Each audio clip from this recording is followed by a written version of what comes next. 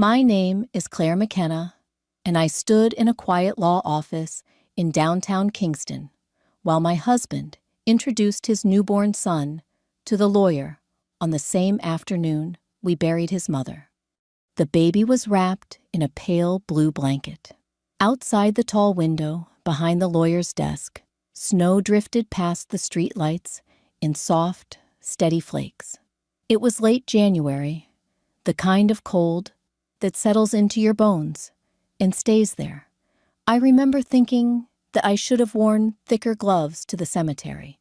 Instead, I was standing with my bare hands clasped in front of me, staring at the child, who was not mine. Daniel cleared his throat as though he were announcing a promotion at work. "This is Oliver," he said quietly, resting his hand on the carrier. The woman beside him, maybe 20 years younger than me, kept her eyes lowered. She wore a wool coat that still had the tag tucked into the sleeve. I noticed details like that when I was trying not to fall apart. We had just come from St. Mary's Cemetery. Margaret McKenna, my mother-in-law for 35 years, had been laid to rest beside her husband under a simple granite stone. I had chosen the flowers. I had sat beside her hospital bed at Kingston General through 2 rounds of chemotherapy. I had held her hand the night she whispered she was tired. And now, hours later, her son was standing in front of me with a child I did not know existed. The lawyer, Mr. Hargreaves, adjusted his glasses and looked uncomfortable. He was in his late 60s, a steady man who had handled Margaret's affairs for decades.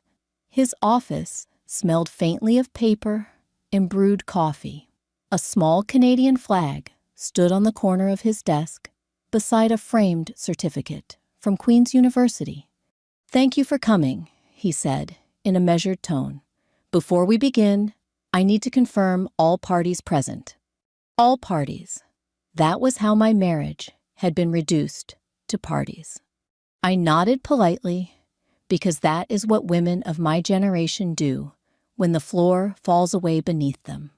We nod. We remain civil. We breathe carefully, so we do not embarrass ourselves in public. It would have been easier if Daniel had looked ashamed. Instead, he looked determined, as though he had rehearsed this moment. He avoided my eyes. That told me more than any confession could. The funeral had been small. Margaret had requested it that way. A few relatives, neighbors from the subdivision in the West End, and the ladies from her church knitting circle.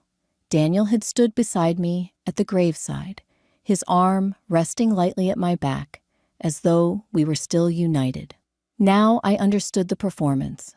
When Mr. Hargreaves finished checking names, he paused. "I was not aware," he said gently, glancing toward the infant, "that there was an additional grandchild." Daniel straightened. "Mother didn't know," he replied. "He was born in November." November, 2 months before Margaret passed. My mind began rearranging dates, like pieces on a chessboard. November was when Daniel had claimed he needed to stay in Toronto for a conference. He had phoned me from what he said was his hotel room.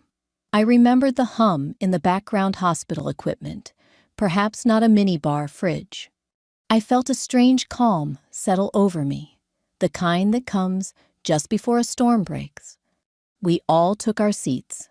The chairs were upholstered in a dull gray fabric. I had sat in one of them the previous spring, when I drove Margaret to update her health directive. She had been thinner, then her hands trembling slightly as she signed papers. "Claire," she had said afterward, while we waited for the light to change, "at Princess Street marriage isn't always what we think it is. But loyalty still matters." At the time, I thought she was speaking about her own late husband. Now I wondered if she had been speaking about mine. Mr. Hargreaves opened a brown envelope and removed a stapled document. "This is the last will and testament of Margaret Ann McKenna," he began. Daniel shifted in his seat. The young woman placed her hand, protectively, on the baby carrier. I could hear the faint breathing of the child, soft, unaware. As the lawyer read the introductory paragraphs, I stared at the snow gathering along the edge of the sidewalk outside. Kingston winters are relentless. You learn to shovel your driveway before the weight becomes unmanageable. You learn that waiting only makes things harder. I had been waiting for something in my marriage for years, waiting for Daniel to come back to me, waiting for the distance to close. Now I realized he had not been drifting. He had been leaving. When Mr. Hargreaves reached the section detailing beneficiaries, he stopped briefly and looked at Daniel. There was an amendment made 3 months ago, he said. 3 months ago. That would have been October. I felt my heart begin to pound, not from jealousy, not from humiliation, but from a sudden understanding that Margaret had known something. Daniel leaned forward slightly. An amendment, he repeated. Yes, the lawyer replied. Your mother requested changes following a private consultation. Private. I remembered that day clearly now. Margaret had insisted I drive her here, even though she was exhausted. She had asked me to wait in the reception area. I had thought she wanted to adjust something minor. I had no idea that afternoon would return to me like this. The baby stirred. The young woman adjusted the blanket. Daniel looked at the lawyer with expectation, perhaps even confidence. Mr. Hargreaves cleared his throat. To my son, Daniel McKenna, he began. And for the first time that day, I felt something other than pain. I felt anticipation. The lawyer's voice carried evenly across the room, but my mind had already slipped back several months to a damp October afternoon when the maple leaves were turning along Union Street, and Margaret insisted I drive her downtown. She had been frail by then. Cancer does not announce itself loudly in the beginning. It whispers. It takes appetite first, then strength, then certainty. By the time Margaret agreed to palliative care, she had the soft, translucent look of someone who understood time differently. That day, she wore her navy wool coat and the small pearl earrings she had owned for decades. One more errand, she told me, as I helped her into the car. Then, I'll be finished with paperwork for good. We drove slowly because she disliked sudden stops. The heater hummed. Outside, Kingston felt ordinary university students hurrying across intersections. A Canada Post truck idling near the curb, the smell of roasted coffee drifting from a cafe. Life continuing without pause. Daniel had not come with us. He said he had meetings in Toronto. He had been saying that often. Margaret stared out the window during the drive. After a while, she spoke. Claire, how long have you known? The question landed softly, but it carried weight. Known what I asked, keeping my eyes on the road. That something is wrong. My hands tightened on the steering wheel. We are a generation trained not to pry. We let adults manage their own secrets. We endure quietly. I don't know what you mean, I replied carefully. Margaret gave a faint smile, the kind teachers use when they recognize a student pretending not to understand. Daniel is not subtle, she said. He thinks he is. A long pause settled between us. I felt the urge to defend him, a reflex built from decades of habit. Instead, I stayed silent.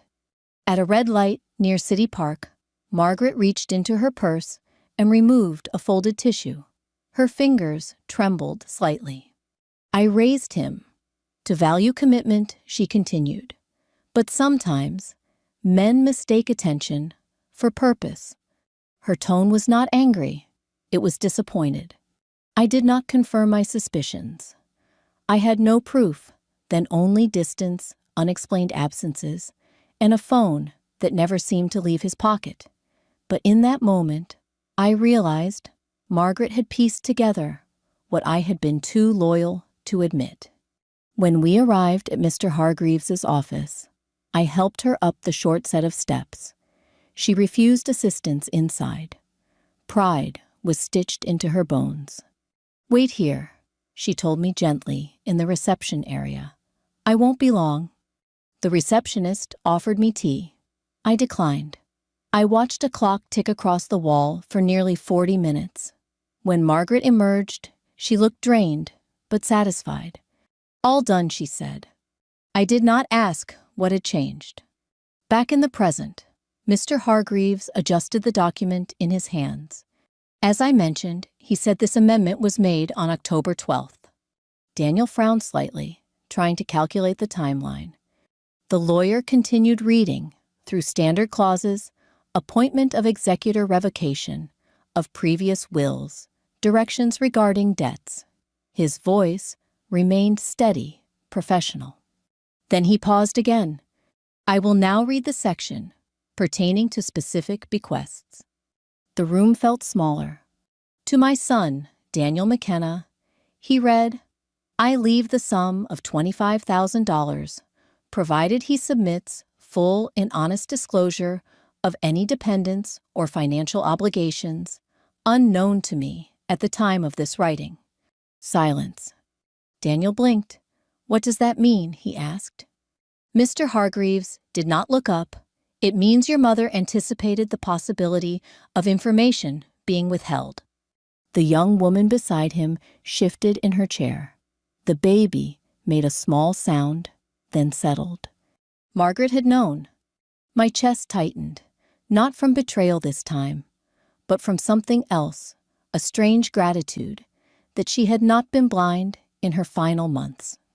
The lawyer continued, "Failure to disclose such information within 90 days of probate shall result in forfeiture of the above bequest, which shall instead be transferred to the trust established for my grandchildren."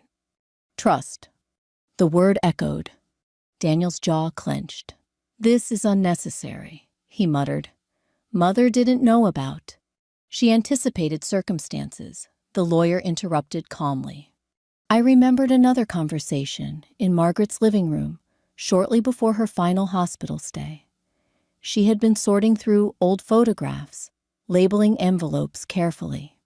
"Claire," she said, "without looking up, you have always shown up, even when it was inconvenient." I brushed the comment aside then. I did not realize she was taking measure. Back in the office, Mr. Hargreaves turned a page.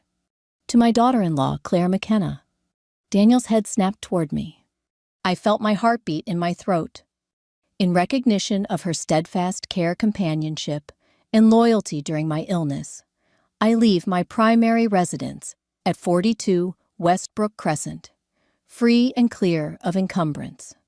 The words hung in the air.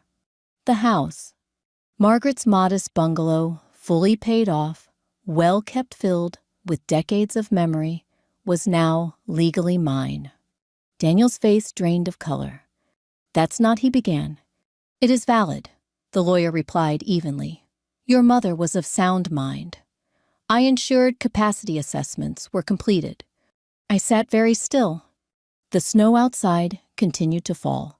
A plow passed slowly along the street. Margaret had not punished her son outright. She had simply rearranged expectations. Mr. Hargreaves cleared his throat again. "There is also a testamentary trust established for all biological grandchildren, including any born subsequent to the execution of this will. The trust shall be administered independently by an appointed trustee." He glanced at Daniel. "You are not named as trustee." The young woman's eyes widened slightly. Margaret had protected the child, but not rewarded secrecy. As the reading continued, I felt something shift inside me. The humiliation of an hour earlier softened into understanding.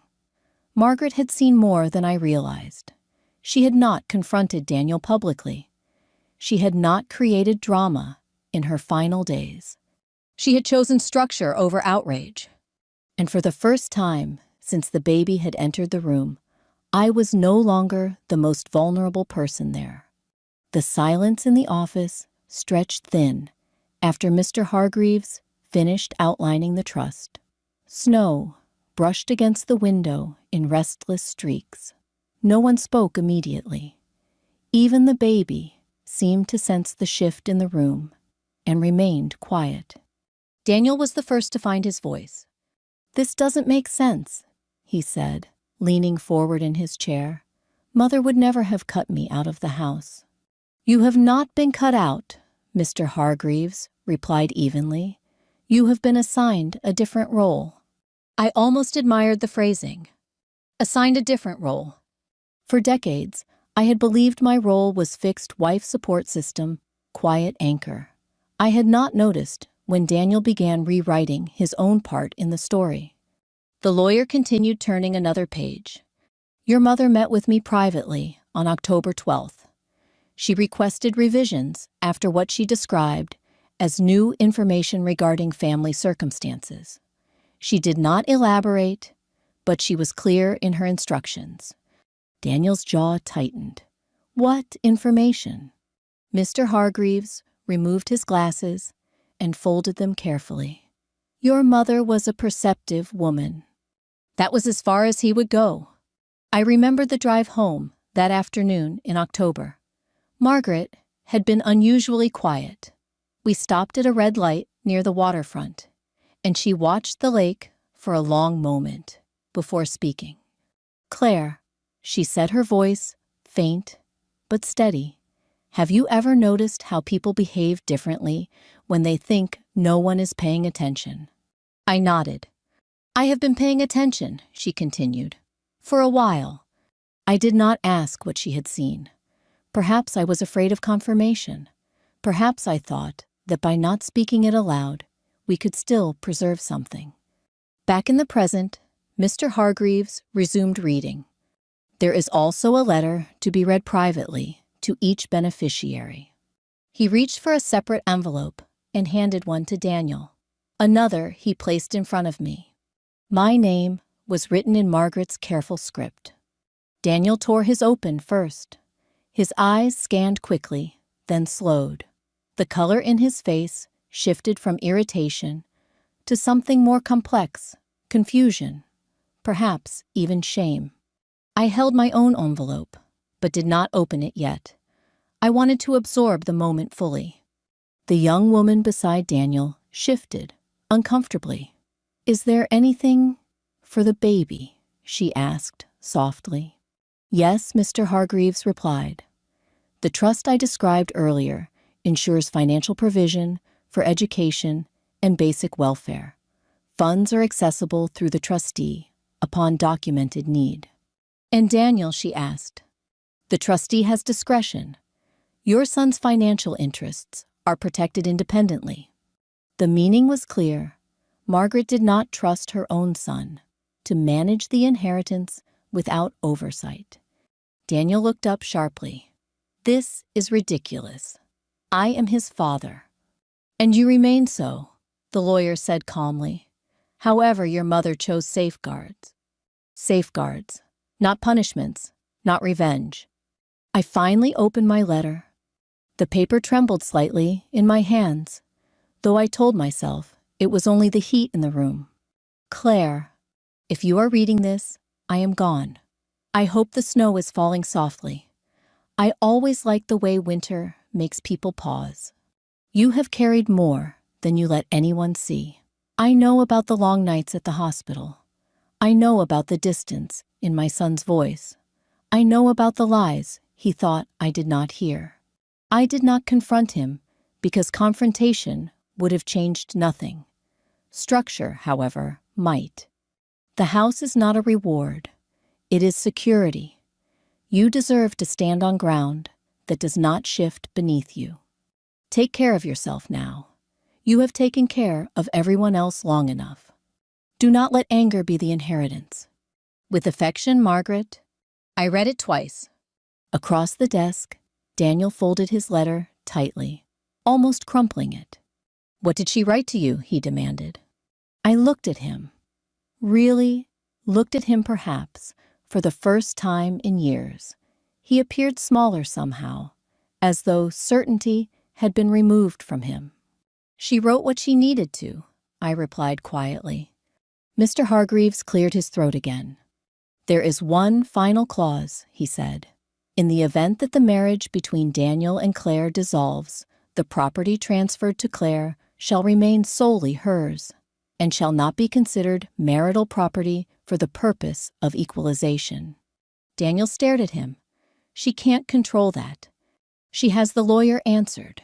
"The house was transferred as a specific bequest, not as a joint inheritance. It is legally distinct." A faint ringing filled my ears. Margaret had thought even further ahead than I realized. The young woman placed a hand over her mouth. For the first time, she seemed less confident. Daniel rose abruptly from his chair and walked toward the window. Outside, a snowplow scraped along the curb, pushing heavy banks aside. "You manipulated her," he said, without turning around. The accusation landed flat. "I drove her to appointments," I replied. "I made soup. I filled prescriptions. That's the extent of my manipulation." Mr. Hargreaves stood as well. "I must remind everyone that Margaret was fully competent. Her decisions were made independently." The room felt colder. Daniel finally turned back toward us. His expression held something I had not seen before. Not anger exactly, but realization. Margaret had not disowned him. She had simply refused to endorse the version of himself he had become. The baby began to cry, softly. The young woman lifted him from the carrier and rocked gently. Life continuing, regardless of paperwork. Mr. Hargreaves gathered the documents neatly. "Probate will proceed within standard timelines," he said. "If there are no further questions, we will conclude." No one spoke. I slipped Margaret's letter back into its envelope and placed it carefully inside my handbag. When we stepped outside, the cold air struck my face sharply. Daniel lingered near the doorway, uncertain. For months, perhaps years, I had feared the moment when everything would collapse. Instead, I felt something steadier forming beneath me. Margaret had not shouted. She had not accused. She had not humiliated. She had simply ensured the truth had weight. The wind cut sharply across Princess Street as we stepped out of the building. Snow had begun to collect in soft ridges along the sidewalk. Cars moved cautiously through the intersection, their headlights glowing against the early winter dusk. Daniel walked a few steps ahead of me, then stopped near the curb. The young woman, I still did not know her name, stood by a dark sedan, trying to quiet the baby. The child's cry was thin and persistent, the sound of hunger or discomfort or simply confusion. "This isn't over," Daniel said without turning toward me. His breath rose in visible clouds. "I don't believe it needs to be," I replied. He faced me, then eyes sharp. "You think this is some kind of victory?" "Victory." The word felt misplaced. "My mother wouldn't have done this unless you pushed her," he continued. "You must have filled her head with things." I held his gaze calmly. 35 years teaches you the rhythm of someone's anger. This was not rage. It was fear, dressed as accusation. "She asked me questions," I said evenly. "I didn't answer them." He laughed bitterly. "You didn't need to." The young woman glanced toward us, uneasily, then turned away again. She had entered this scene, believing she was stepping into a new life. Instead, she had walked into a structure Margaret had quietly built months ago. Daniel ran a hand through his hair. "The house was supposed to be ours," he muttered. The word ours hung between us awkwardly. The house had never truly been ours. It had belonged to Margaret and her late husband for over 40 years. I had visited it for Sunday dinners, holiday gatherings, birthdays. I had mowed its lawn during Margaret's treatment. I had painted its back fence the previous summer when she was too tired to hold a brush. Ownership is not always measured by title alone. I'm not taking anything from you, I said gently. Your mother made her choices. He stared at me as though trying to locate the woman he once knew. Perhaps he expected tears. Perhaps he expected fury. What he saw instead was steadiness. The lawyer's final clause echoed in my mind that if our marriage dissolved, the property would remain solely mine, legally distinct from any division of assets. Margaret had anticipated more than I realized. You're planning something, Daniel said quietly. No, I answered. I'm adjusting. That seemed to unsettle him more than confrontation would have. We stood there in silence for a moment. Snow collected on my coat collar. Traffic moved slowly around us. Finally, Daniel walked back toward the car. The young woman opened the passenger door. He paused before getting in and looked at me again. You're not the only one who deserves stability, he said. I know, I replied, glancing at the baby. That's why she created the trust. He hesitated, as though unsure whether to argue further. Then he climbed into the car and closed the door. The engine started. The sedan pulled away carefully, tires crunching over packed snow. I remained on the sidewalk until the red taillights disappeared. The cold no longer felt sharp. It felt clarifying. A week later, I stood inside the bungalow on Westbrook Crescent with a new set of keys in my hand. Probate had not yet finalized, but Mr. Hargreaves had arranged interim access for property maintenance. The house smelled faintly of lemon polish and old paper. Margaret's floral curtains filtered the winter light softly. I moved through each room slowly. The living room still held the quilt she kept draped over the armchair. The kitchen table bore faint scratches from decades of family dinners. In the hallway closet hung her winter boots neatly aligned. This was not triumph. It was continuity. I sat at the kitchen table and opened her letter again. Do not let anger be the inheritance. The words felt heavier now. Anger would have been easier.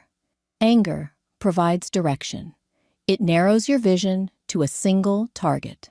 But Margaret had not arranged her affairs to destroy her son.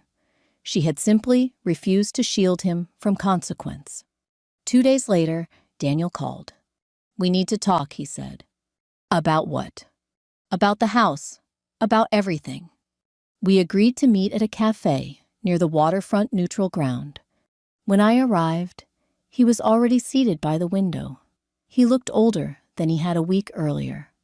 I've spoken with a lawyer, he began. Contest options are limited. I assumed so, I replied. He studied me. You're not even gloating. There's nothing to gloat about. He leaned back in his chair. Mother must have suspected. She observed, I corrected gently. Daniel exhaled slowly. I never meant for it to unfold like this. That sentence carried years of avoidance. Then how did you mean for it to unfold? I asked quietly. He had no answer. The cafe buzzed softly with conversation around us retirees, discussing travel plans, a couple debating mortgage rates, someone reading the newspaper at the counter. Ordinary Canadian life, moving steadily forward. I was afraid, he admitted finally, afraid of getting older, of feeling invisible. I listened. I met her through work, he continued. It felt uncomplicated. Until it wasn't, I said. He nodded. Margaret had once told me that dignity is tested most when no one is watching. Daniel had failed that test privately. Margaret had responded publicly, but not cruelly. I'm not trying to take anything from you, I said again. The house is security, not revenge. He looked at me carefully. And us. The question hung there fragile. I thought of decades of shared mortgages, cross-country road trips, arguments over trivial things, evenings watching Hockey Hospital, waiting rooms, quiet breakfasts. I don't know yet, I answered, honestly. For the first time, Daniel did not argue. Margaret's clause had done more than shift property. It had forced a reckoning neither of us could avoid. When I left the cafe, the sky was clear. Snow sparkled along the waterfront like scattered glass. Structure over outrage. Margaret had chosen her final act carefully. And whether Daniel realized it or not, she had given both of us something far more unsettling than punishment. She had given us truth. The weeks following the will reading felt strangely quiet, as though the world had lowered its volume to give us room to hear ourselves think. Probate moved forward in the usual Ontario manner. Paperwork, affidavit signatures. Mr. Hargreaves kept everything orderly. Margaret's estate was not extravagant, but it was tidy. Taxes would be covered. Debts were minimal. She had prepared. Daniel kept his distance at first. We spoke only about necessary matters, banking information utility, transfers, the formal separation of certain joint accounts, practical conversations, civil, almost businesslike. One evening, he arrived at the bungalow unannounced.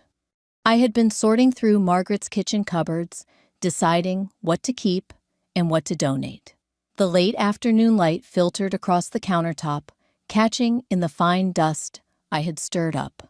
When I opened the door, Daniel stood there, without his coat, zipped, as though he had left in a hurry. "We need to talk properly," he said. I stepped aside and let him in. He moved slowly through the living room, looking at the framed photographs. Along the wall, family gatherings, Christmas dinners, the summer we rented a cottage near Prince Edward County. In every image, Margaret stood slightly behind us, watchful. "I didn't think she would go this far," he said quietly. "She didn't go far," I replied. "She adjusted." He turned toward me sharply. "Adjusted. She divided us." "She responded," I corrected. Daniel ran his hand across the back of the sofa. "You could have told her." "Told her what?" "That I was struggling." I held his gaze. "It wasn't my responsibility to explain your choices." The air between us felt less volatile than it had outside the lawyer's office. Anger had softened into something heavier, regret, perhaps. He sank into Margaret's armchair, the quilt slipping slightly to one side. "She wrote to me too," he admitted. "What did she say?" He hesitated before answering. "She said that honesty delayed becomes damage multiplied." That sounded like Margaret. "I didn't plan to hurt you," he continued. And yet I said gently. He looked up at me, and for a moment I saw the young man I had married, uncertain, ambitious, easily influenced by approval. "I thought I could manage both worlds," he said. "Keep things stable here while starting something new quietly." Quietly. Margaret had dismantled that illusion without raising her voice. "I'm not asking you to forgive me," Daniel added. "I just didn't expect this outcome." "Neither did I said honestly. The baby's cry echoed faintly from his car outside. He glanced toward the window. "You brought him?" I asked. "She's parked down the street," he replied. "She didn't want to intrude." Intrude. The word felt ironic. I stepped closer to the window and saw the dark sedan idling near the corner. "That child didn't ask for any of this," I said quietly. "I know." Margaret's trust ensured financial protection for the baby. It was not vindictive. It was preventative. "I spoke to a family lawyer," Daniel continued. "They advised an amicable separation. Less expense, less conflict." The word separation settled into the room like dust. "Is that what you want?" I asked. He looked down at his hands. "I don't know what I want anymore." That was the most honest sentence he had spoken in months. I sat across from him. "I don't want revenge," I said calmly. "I want clarity." He nodded slowly. "The house stays with me," I continued. "That's not negotiable." I understand. We can divide shared savings fairly. No theatrics, no accusations. I'm not going to fight you, he said quietly. The simplicity of that surprised me. Margaret's final clause, protecting the house from equalization in case of marital breakdown, had removed the most volatile asset from contention. Without it, we might have spiraled into bitterness. Instead, the boundaries were already drawn. You should go, I said, gently, hearing the baby cry again. Daniel stood. He hesitated near the door. I never meant to make you look foolish, he said. I met his eyes. Intent doesn't erase impact. He nodded once and stepped outside. From the window, I watched him walk toward the car. The young woman leaned over to adjust the baby's blanket. Daniel opened the passenger door and spoke softly to her before getting in. They drove away slowly. I remained standing in the quiet house long after the engine sound faded. This was not the dramatic collapse I had imagined when I first saw the newborn in the lawyer's office. There was no shouting, no public humiliation. There was only adjustment. Over the next month, Daniel and I finalized paperwork through our respective lawyers. The separation agreement remained respectful. We disclosed assets fully. We agreed on division without contesting Margaret's will. He did not challenge the trust. He did not attempt to reclaim the house. Perhaps he understood now that Margaret's decision had not been about punishment. It had been about responsibility. One evening, as I placed new curtains in the kitchen, simple cream ones, to replace Margaret's floral pattern, I felt something settle inside me. Stability. For years I had feared losing everything if Daniel ever walked away. Margaret had quietly ensured that would not happen. Security does not undo betrayal, but it allows you to stand upright afterward. And for the first time since that snowy afternoon in the lawyer's office, I realized that I was not bracing for collapse anymore. I was rebuilding.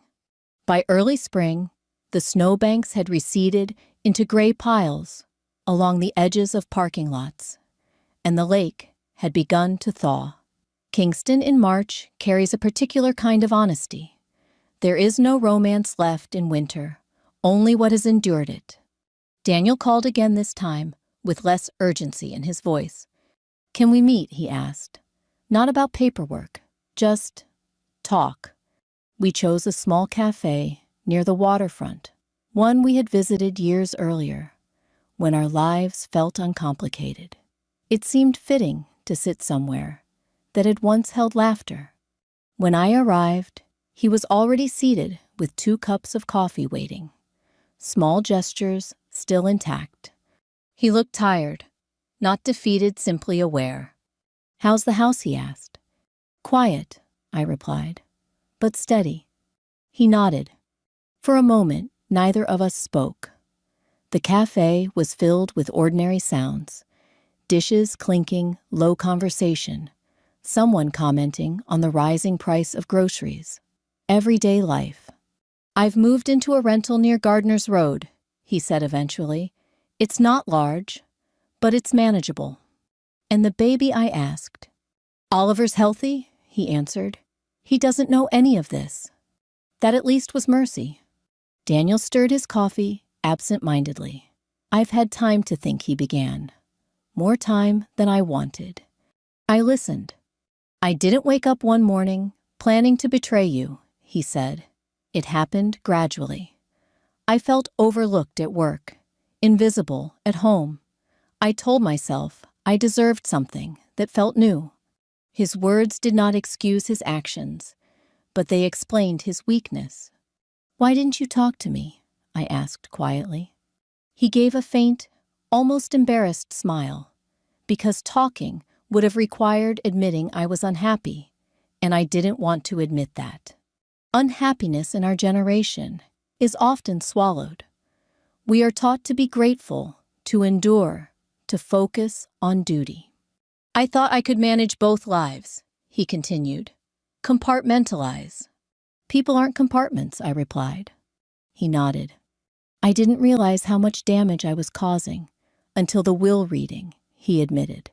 Seeing you there, seeing Mother's words. Margaret's letter had not shouted. It had structured. She didn't humiliate you, I said. She held you accountable. He exhaled slowly. I deserved that. There was no dramatic apology, no theatrical regret, just acknowledgement. I don't hate you, I told him honestly. He looked surprised. I'm disappointed, I added, but I don't hate you. Hate would have required energy I no longer wished to spend. We discussed practical matters, dividing certain remaining belongings, transferring vehicle ownership, adjusting pension beneficiaries. The conversation was measured, even respectful. I'm not contesting anything, he said firmly. Not the house, not the trust. I know. I spoke with the trustee last week, he added. They explained how the funds will be accessed for Oliver's education. Margaret's foresight had removed financial tension from the child's future. I'll provide support properly, Daniel continued. No shortcuts. That more than anything signaled growth. We sat quietly for a moment, watching the lake through the window. I don't expect reconciliation, he said carefully. Reconciliation. The word held layers. I don't either, I replied. But civility matters. He nodded. I don't want Oliver growing up in bitterness, he added. Then don't raise him in secrecy, I said gently. He absorbed that. As we finished our coffee, I realized something subtle but profound. The power dynamic between us had shifted without cruelty. Margaret's clause had prevented chaos. It had forced honesty before resentment hardened beyond repair. When we stood to leave, Daniel hesitated. I'm sorry, he said finally, not loudly, not dramatically. The apology did not repair the past, but it acknowledged it. I hope you build something stable, I told him. For him. He nodded once and stepped outside. I remained in the cafe a little longer, watching early spring sunlight flicker across the water. The air felt lighter than it had in months. Margaret had not orchestrated revenge. She had created structure. That structure allowed truth to surface without explosion. In the weeks that followed, I began volunteering at a local hospice. Sitting with families during quiet hours felt familiar. I understood waiting rooms. I understood difficult conversations. Sometimes I would think of Margaret's steady gaze. She had not tried to control her son's heart. She had simply refused to enable his dishonesty. There is a difference. By late April, the tulips along the waterfront had begun to bloom. I planted a small row in Margaret's front garden as well. Red and yellow, resilient colors. Life does not rewind. It adjusts. And in that adjustment, I found something I had not expected when I first saw the newborn in the lawyer's office. Not triumph. Not vengeance. Clarity.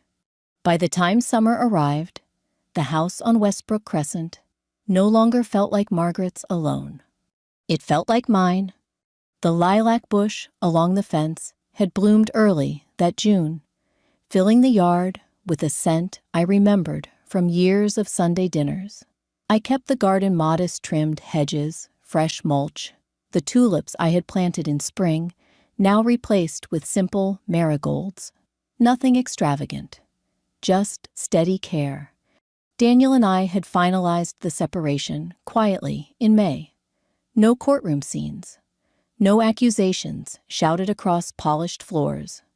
Just signatures witnessed and filed. We divided shared savings fairly. Pension adjustments were documented. The legal process, while never pleasant, remained respectful. Margaret's foresight had removed the most combustible issue the house from negotiation. Without that pressure, everything else seemed smaller. I saw Daniel occasionally, usually in passing, when he collected mail, redirected from the old address, or stopped by to retrieve something he had forgotten. Our conversations were brief, but civil. "How's Oliver?" I would ask. Growing quickly, he would answer. And that would be enough. One Sunday afternoon in July, I hosted a small dinner. A few relatives, Margaret's neighbor from across the street, and 2 women from her church knitting circle. We sat around the same kitchen table that had held decades of conversation. Someone mentioned Margaret's strength. She always knew more than she let on, her neighbor said. I smiled at that. After the guests left and the dishes were drying on the rack, I sat alone with Margaret's letter once more. The paper had softened at the folds from being opened and closed so often. Do not let anger be the inheritance. At first, I had read that line as advice directed at me. Now, I understood it more broadly. Margaret had not tried to control Daniel's choices. She had simply ensured that those choices would carry weight. She had protected the vulnerable, the house that represented stability, the grandchild who needed security, without escalating conflict. That balance was her final lesson. In August, Daniel asked if he could stop by with Oliver for a brief visit. He said he wanted the child to see the house his grandmother had loved. I considered it carefully. All right, I said. They arrived on a warm afternoon. The baby, no longer tiny, clutched a small stuffed bear. He stared at the living room with wide, curious eyes.